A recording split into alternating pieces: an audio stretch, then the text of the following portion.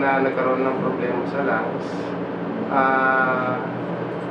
Na-diagnose ako na merong tuberculosis o yung PTB mild.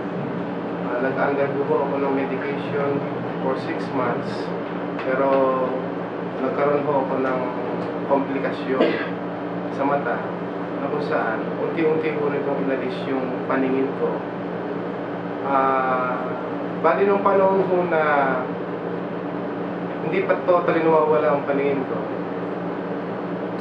nagpa-check up po ako sa hospital at ang finding doon, meron akong neuritis sa mata.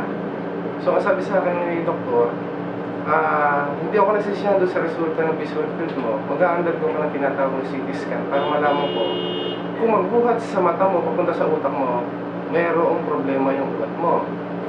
So ang ginawa ko, nagpa-CT scan ako.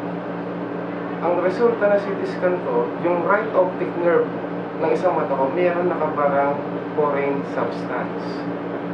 So ang sabi niya sa akin, yung dalawang mata mo namamaga.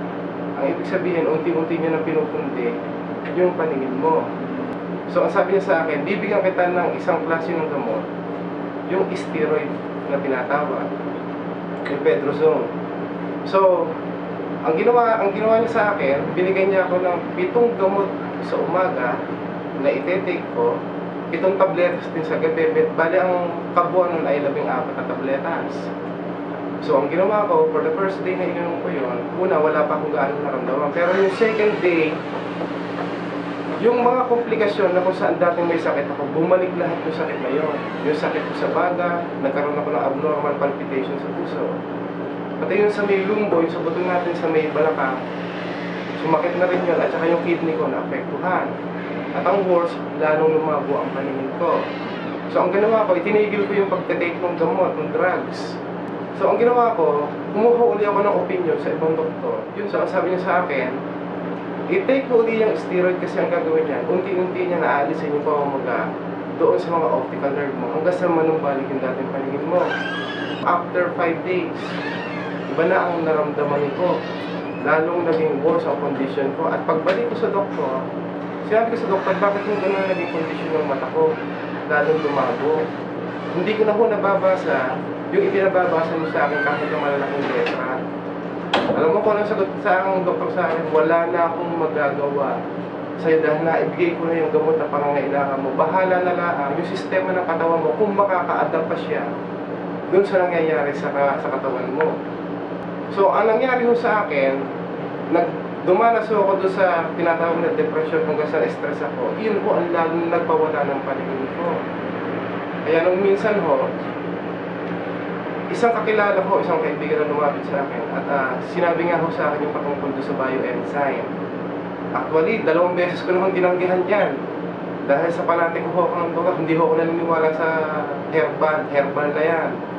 Pero noong huling araw, na ang sabi ko ho sa misis ko, Mama, kung ako'y kukunin ng Panginoon, buhanan na ako ng Panginoon kasi ang dami ng komplikasyon na tumama sa akin at nahihirapan na ako. Ang ginawa namin, nag-pray over kami, nag-devotion kami. Kinabukasan, alas 10 ng umaga, may kumakatok sa pinto ng bahay namin. Siguro, kaloob ng Panginoon. Pagbukas ka ng pinto, ang nasa harap ng pinto, yung mismong may dala ng bioenzyme, nakaharap sa akin ng battle. Ang sabi sa akin, Brad, alam ko kailangan mo na itong buting ito. Dahil sa nakikita ko sa pangangatawan mo. Noong araw din yun, sinabi ko, kung pinakailangan mag-conduct ng seminar, magpunta kayo ng seminar dito sa bahay. Pinatawag niya si Ate Shirley Rizalbo, sa kabila na may seminar to. Kinasal niya yung seminar niya. Mas prioritize niya ako.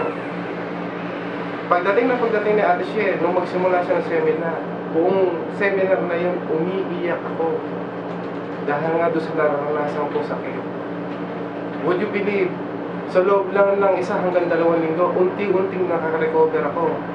Hanggang sa totally nakakita ang mata ko sa pamagitan ng tulong ng bioenzyme at sa pag-inom ko nito. Ngayon siguro makikita ninyo ako ngayon. Totally naka-recover na ako. Kaya nagpapasalamat ako sa bioenzyme. Unang-una sa developer, sa formulator nito, si Dr. Rodolfo Edlaga. At katuwang na rin si Kuya Ray, dahil isa rin si Kuya Ray sa tumulong sa akin, na nagbay sa akin kung ano ang dapat kong gawin since nung maka-attend ako ng seminar niya. Kaya maraming salamat, Bioenzyme. Mabuhay kayong lahat.